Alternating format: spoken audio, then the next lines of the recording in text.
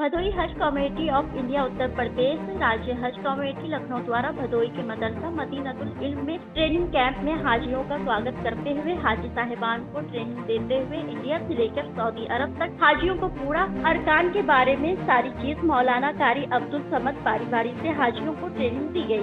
Training के बाद हाजी साहिबान को कमेटी की तरफ से एहराम बांटा गया। मदरसा कमेटी द्वारा हाजियों का खिदमत किया गया, उनको पानी से लेकर के खाने तक का एहतमाम किया गया था। कमेटी के मैनेजर शाहिद हुसैन ने हाजियों का शुक्रिया भी अदा किया। इस मौके पर बनारस से आए हुए ट्रेनिंग देने वाले मेहमान कारी अब्दुल समद की मौलाना रजब अली हाजी इमाम बैग मौजूद रहे।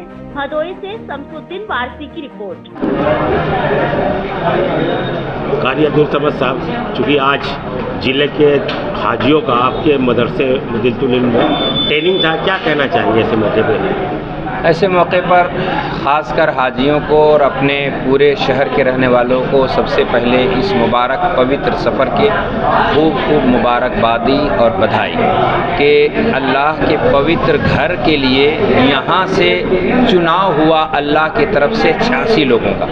गोया कि ये 86 लोग हमारे इस शहर के साथ साथ पूरे मुल्क के लिए अमन व सुकून की दुआएं करेंगे वहाँ जाकर, और हर के बच्चे, हर का घर और हर एक का माहौल खूबसूरत और पुरसुकून हो, इसके लिए वहाँ जाके वो इल्तिजाएं करें खुदा की बारगाह में। इसलिए पूरे शहर के लोग मुबारकबाद के काबिल हैं, और हाजी लोग इसलिए मुबारकबाद के काबिल हैं कि इतने लोग जहाँ हमारे पूरे ज़िले में हैं, वहाँ इतने लोगों में इन 86 लोगों का अल्लाह ने चुनाव किया, सिलेक्शन किया, इसलिए वो ज़्यादा बधाई के पात्र और मुबारकबाद के काबिल हैं। अब ऐसे मौके पर हम पूरे शहर के लोगों से कहेंगे कि इन लोगों के लिए दुआएं करें कि इनका सफ़र आसान हो, मुश्किलात दूर हों और इनके सारे अरकान अच्छे से अदा हों, ताकि जब इनके दुआ के लिए हाथ उठेंगे और इनकी दुआएं कबूल होंगी तो उनकी दुआ के साथ हम सबका भला हो। हाजी साहब, जिस तरह से आज हाजी साहबान आपके यहाँ थे, किस तरह की चीज़ें आपने उनको बताया, क्या बताया कि वो उनके लिए फ़ायदेमंद होगा? मैंने उनको सबसे पहली चीज़ ये बताई कि आप सिर्फ इस सफ़र में पैसा ही नहीं खर्च कर रहे हैं, बल्कि आप इस सफ़र में एक मेहनत की कमाई की मोटी रकम खर्च करने के साथ अपने घर बार को आप छोड़ रहे हैं। तो घर बार को जब आपने छोड़ दिया, पैसे का मुंह आपने नहीं देखा, तो वहीं आप अपनी इज़्ज़त और अपनी ईगो और अपने को वहाँ नहीं दिखाना, बल्कि सिर्फ़ और सिर्फ वहाँ अल्लाह की रज़ा को देखनी कि कैसे हमें अल्लाह की रज़ा मिलनी है। तो अपना नाम नमूद या अपना दिखावा कुछ भी नहीं, सिर्फ़ और सिर्फ अल्लाह कैसे राज़ी होगा, ये फ़िक्र करना है आपको इस सफ़र पर।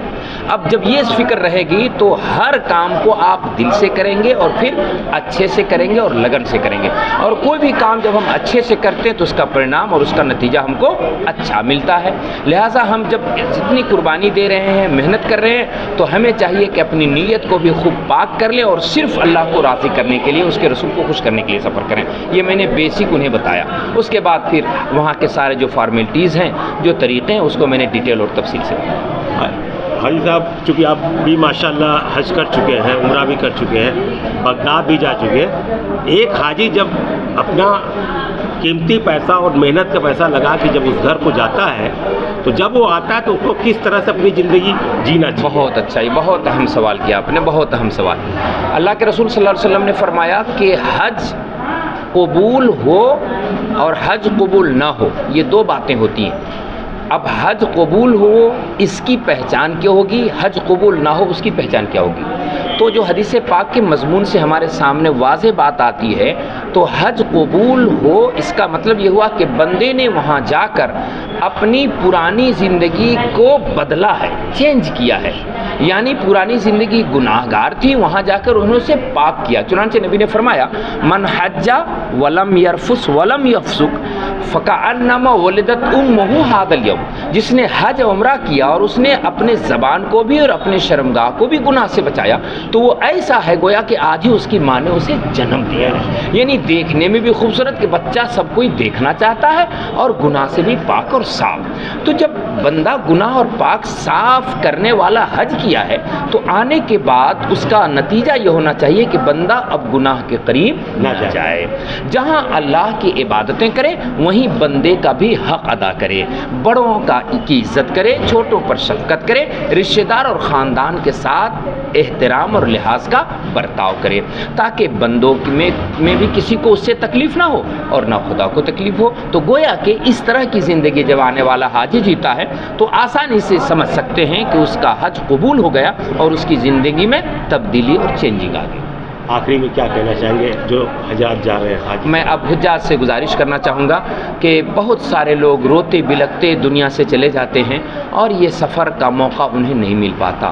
اللہ نے آپ کو یہ موقع دیا ہے، تو وہ لوگ جو روتے بلکتے ہوئے دنیا سے گئے، غریبی کی وجہ سے نہیں پہنچ سکے، آپ کے کاندھے پر ان کی بھی ذمہ داری ہے کہ آپ جب خدا کی بارگاہ میں ہاتھ اٹھائیں تو جہاں اپنی برتری اور بہتری کی دعا کریں، ان سسکنے بلکنے والوں کے آنسوؤں کا بھی لحاظ کر کے دعا کریں، اور پورے ملک اپنے گھر رشتہ دار کے لیے جیسے دعا کرتے ہیں ویسے ہر چھوٹے بڑے اور پورے ملک کے لیے امن و سکون کی اور سب کی زندگی میں امن و عافیت کی، ہمارے ملک کی ترقی کے لیے دعا۔